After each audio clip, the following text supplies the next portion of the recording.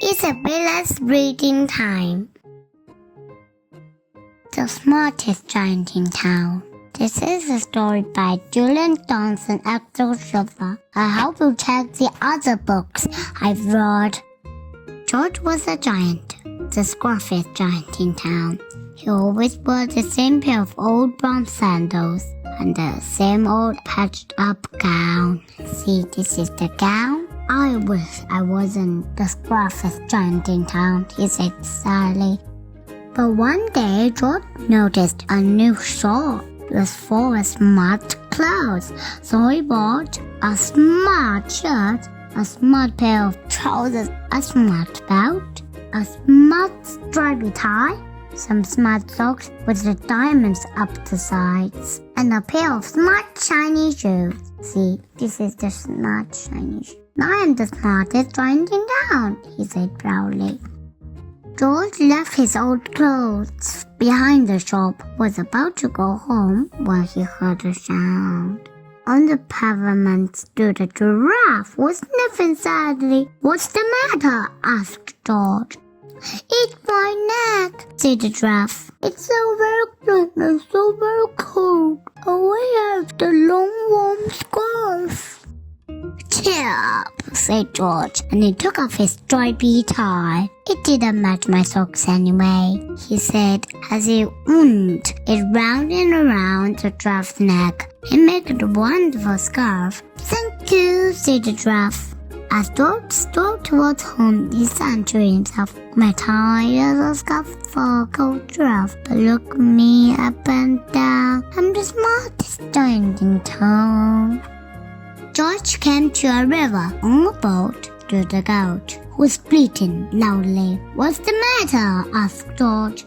"It's my sail," said the goat. "It blew away in storm. I wish I hadn't drawn new sail for my boat." "Cheer up," said George, and he took off his new white shirt. "It kept coming untucked anyway," he said, as he tidied the mast of the goat's boat. It made a magnificent sail. "Thank you," said the goat.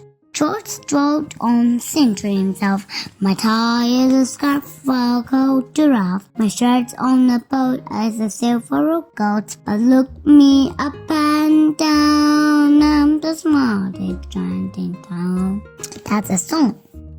George came to a tiny round house. Beside the house stood a white mouse with lots of baby mice. They were all squeaking. "What's the matter?" asked George. "It's our house," they squeaked. The mother mouse. "It burned down, and now we have nowhere to live. I wish we had a nice new house." "Cheer up," said George, and he took off one of his shiny shoes. "Just give me blisters anyway," he said, as the mouse and her babies scrambled inside. The shoe had made a perfect home for them. "Thank you," they squeaked. George had to hop along the road now, but he didn't mind. As he hopped, he said to himself, "My tie is a scarf for a cold giraffe. My shirt's on a boat as a sail for a goat.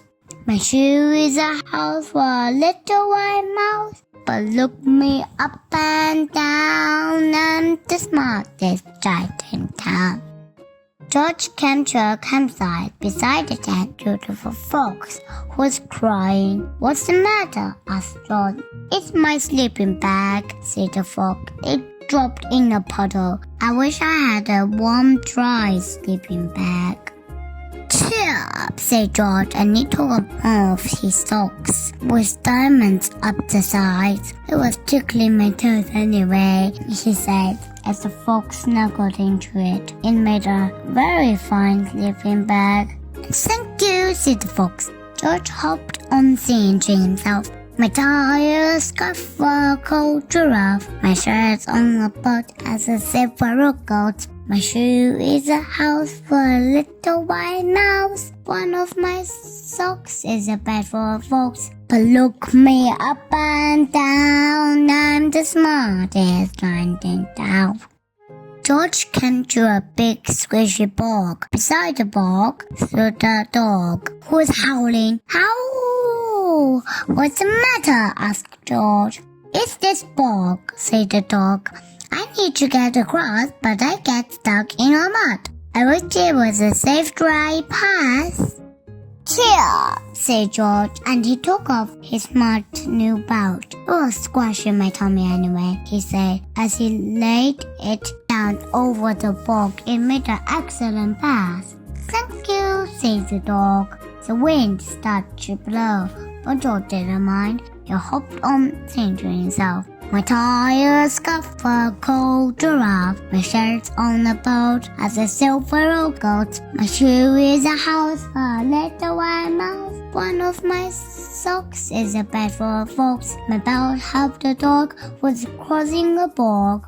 But my trousers are falling down. I'm the coldest giant in town." Suddenly George felt sad and dreary and not all smart. He stood on one foot and thought, "I'll have to go back to the shop and buy some more clothes," he decided. He turned round and hopped all the way back to the shop. But when he got there, it was closed. "Oh no!" cried George. He sank down onto the doorstep and a tear ran down his nose. He felt as sad as all the animals had met on his way home. But then, out of the corner, his eye saw a bag with something familiar poking out of the top. George took a closer look. "My gown!" he yelled. "My dear old gown and sandals." George put them on. They felt wonderfully comfortable. "I'm the coziest giant in town," he cried, and he danced back home along the road. Outside his front door stood all the animals that helped. They were carrying enormous presents. "Come on, George," they said. "Open it." George unturned the ribbon. Inside was a beautiful gold paper crown and a card. "Look inside the card, George," said the animal. George put the crown on his head and opened the card. Inside it said, "Your tie is a scarf for a cold giraffe. Your shirt on the boat is a sail for a goat. Your shoe is a house for a little white mouse. One of your socks is a bed for a fox. Your belt helped dog was crossing a bog. So here's a very fine crown to go with the sandals and gown of the kindest giant in town." And this is the end of the story. And don't forget to check out the graph below. The end. Bye bye. Please subscribe.